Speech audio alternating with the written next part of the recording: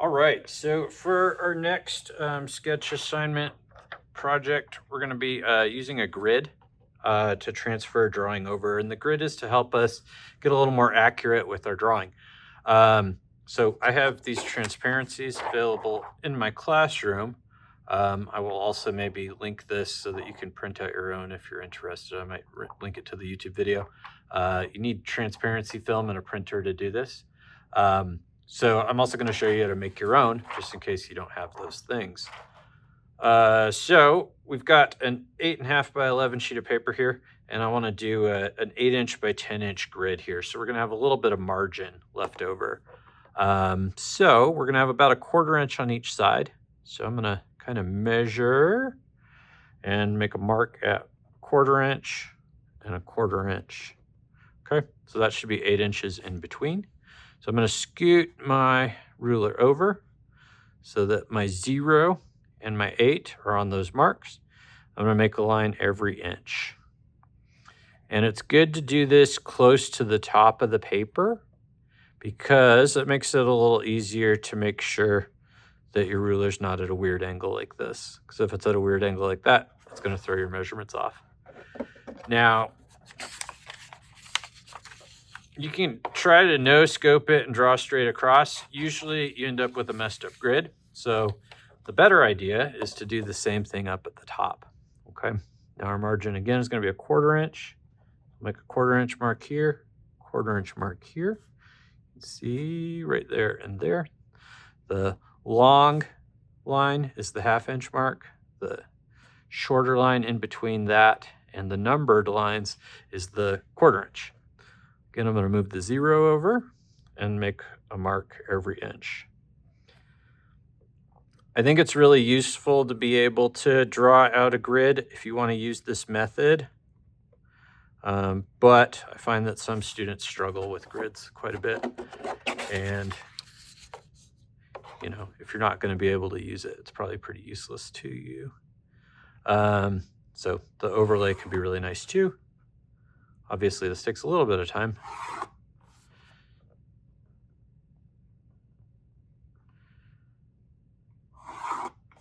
So you may decide that you do or don't want to do this. And either way is perfectly reasonable, I think.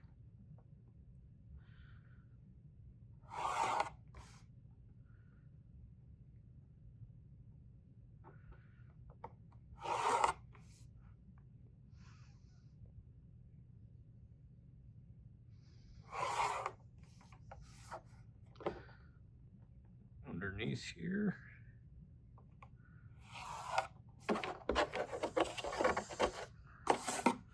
Flip that over, make it a little easier just to reach. And when you want to use your ruler, you want to kind of spread your fingers out as much as you can, try to stabilize it. All right, so then we're going to make our lines going the other way. So here we've got 11 inches. So we want to make 10 inches. So I'm going to make a mark at the 1/2 inch increment. So that's kind of the longer one in the middle between the 0 and the 1. Longer one in the middle between the 10 and 11. I'm going to scooch my 0 over to that mark. And then I'm going to make a mark every inch. So your grid can be any size you want. I'm doing a 1 inch by 1 inch grid, which is probably the most common thing to do. However, you could do 1/2 inches, you could do 1/4 inches. It just really depends what level of detail you want. And you can also use this to enlarge images or theoretically make them smaller. And to do that, I'd make a 1 inch by 1 inch grid here. And then I make a bigger grid on my drawing. It could be 2 inches by 2 inches or 1.5 by 1.5, whatever I want. It could even be like 1 foot by 1 foot if I want to do a big image on a wall. So it can be really useful for enlarging things as well. However, we're just going to make it same size to start. So I mark 1/2 inch right there. 10.5 inches right there. Scoot my ruler over so the 0's on that first line and make a mark every inch.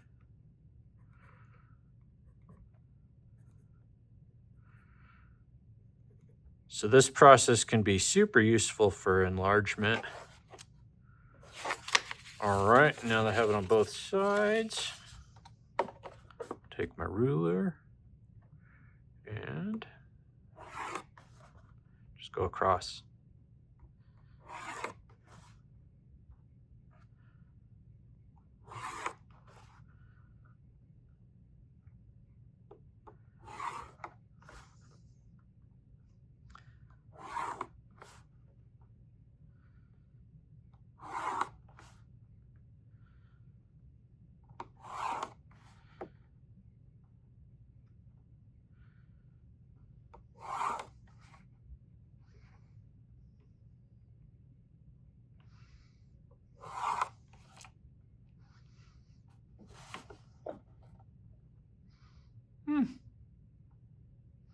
Should have just flipped it. Challenge mode. Should have just flipped it like this. That's easier. There we go. Boop. Okay, so that took me about 6 minutes right there. I bet you could do it in 5 minutes if you weren't yapping as much as me and you had a little bit of practice.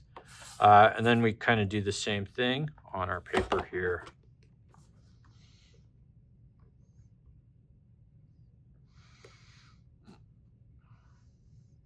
I'm actually going to line up my 8 inches with the edge. Actually, I'm going to line up 8.5 inches with the edge. That's 8 1/4, I guess. 8 1/4 inches with the edge. Got a little less space here on my sketchbook because of the binding here. But it's important that I know exactly how much space there is between this line and the edge of the paper so that I can make it the same when I do this. So that was a 1/4 inch. So I'm going to make a 1/4 inch mark here. And then I'm going to do this.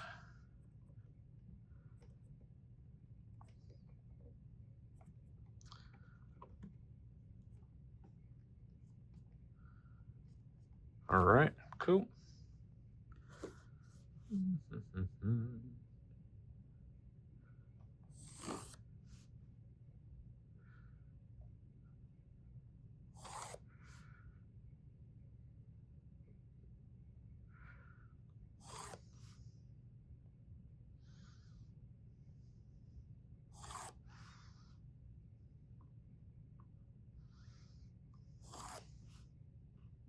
I messed that up a little right there. That's okay.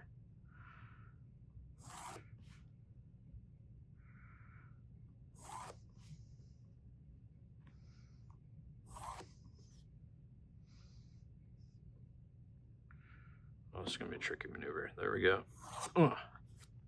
All right, same idea, going this way.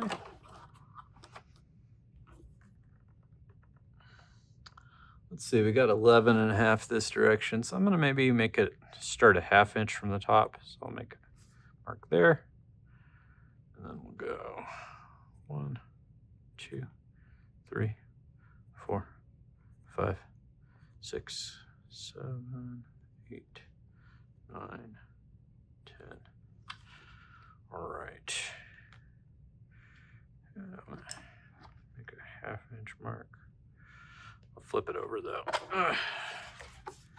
Just because that spiral binding is going to interfere with me. So I want to put my 10 inch right there. Be sure to mark the 0.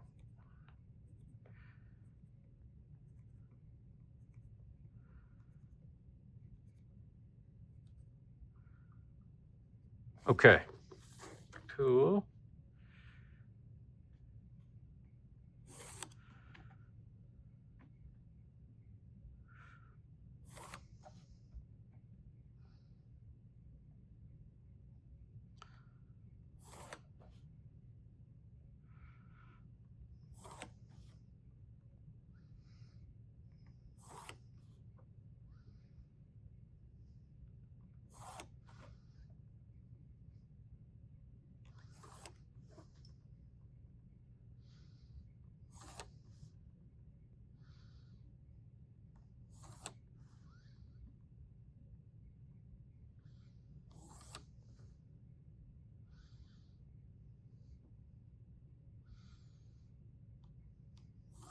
All right, cool. It can also be really useful if you're so inclined to kind of label your rows and columns.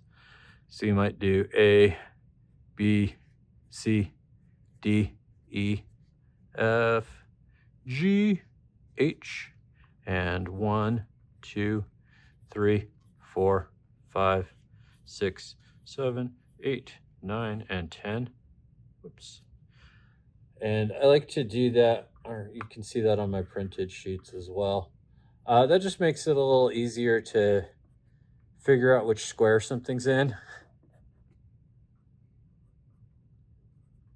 So you can get confused sometimes when you're using the grid and end up doing a lot of drawing in the exact wrong square. And that's frustrating because then you have to erase it and move it and everything. So labeling the grid could be pretty useful. Okay, so now you've set up your own grid and you are ready to move on to the grid copy assignment. I'm gonna put that in a different video. I'm just making this one so that people who wanna learn how to do a grid on their own can access this and know how to do it. And I'm gonna give people the option to do their own grid or to use the overlays for the other video. So that's it. Thanks. See you later. Bye.